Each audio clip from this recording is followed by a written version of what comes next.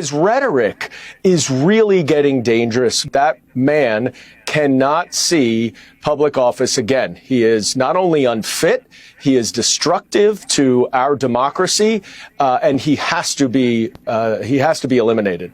And the donor class can't just sit back on the sidelines and say, oh, well, don't worry, this will all work itself out. They're still going to have to go out and put a bullet in Donald Trump. Maybe Donald Trump will go away. Maybe he'll go to jail. Maybe he will die, not to be too morbid, but maybe, he's not a young man. And I mean this from the bottom of my heart. Trump is a threat to this nation. This occupant of the Oval Office poses a clear and present danger to our future, to our democracy. What was at stake tonight and this week, whether we will be a democracy in the future, whether our children will be arrested and conceivably killed. It's an actor dressed to look just like President Donald Trump as he's assassinated on stage. Look as his character is stabbed to death. It's a staging of Shakespeare's Julius Caesar that is outraging many.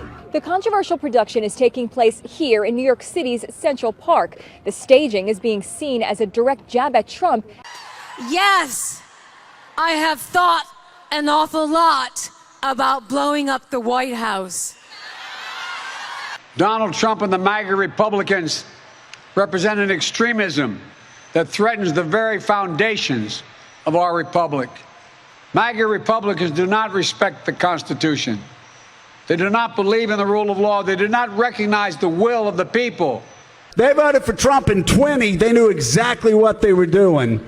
If they vote for Donald Trump in 2024, they're knowingly voting for a fascist.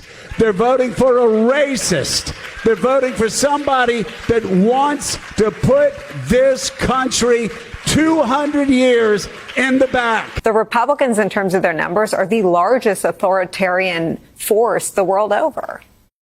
In Mein Kampf, Hitler wrote, "The Jew," and I'm quoting him here, "poisons the blood of others." Trump has used that line before and other phrases like it that echo Nazi rhetoric.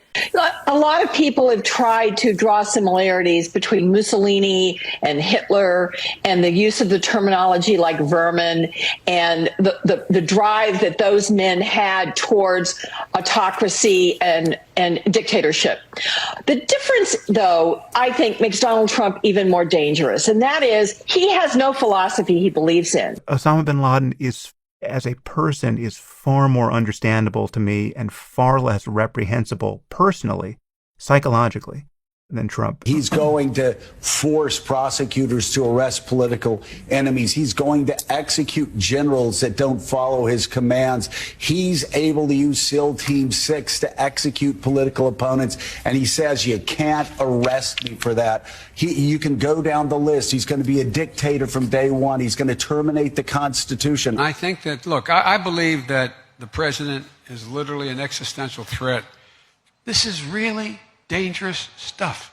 Because Donald Trump is such an authoritarian, an autocrat, we have to win this election. This is not a normal election where you want to win. If you don't, you cooperate and do the best you can for the country and hope to win the next time. This is something that is undermining our democracy, and he must be stopped. He cannot be president. I think he's a fascist and a bigot, but yes. Those are his good points. Those are his good points. Exactly. The Washington Post headline screams, if Trump is convicted, Secret Service protection may be obstacle to imprisonment. I thank you for your legislation. I have been saying for some time that any former president or federal official who has this type of protection and some of the other benefits of being a former member of office, all of that should go away. It causes people to think, well, gosh, if you're a Trump supporter and you see Marjorie Taylor Greene or whoever saying they were ready to assassinate Donald Trump, it's nonsense. And kind of the final point, Nicole, you know who engages in sort of flowery, hyperbolic accusations of opponents trying to assassinate them? Authoritarians do that. around the world. It is common practice, if you tune into the sort of opponents of Kim Jong-un or the opponents of Saddam Hussein or whoever it is, there's this vitriolic accusations that the other side is trying to kill them. That's the sort of behavior that goes on around authoritarians. And so that's what we're seeing. It is putting agents, unfortunately, at danger. And I really, really hope that it gets nipped in the bud soon.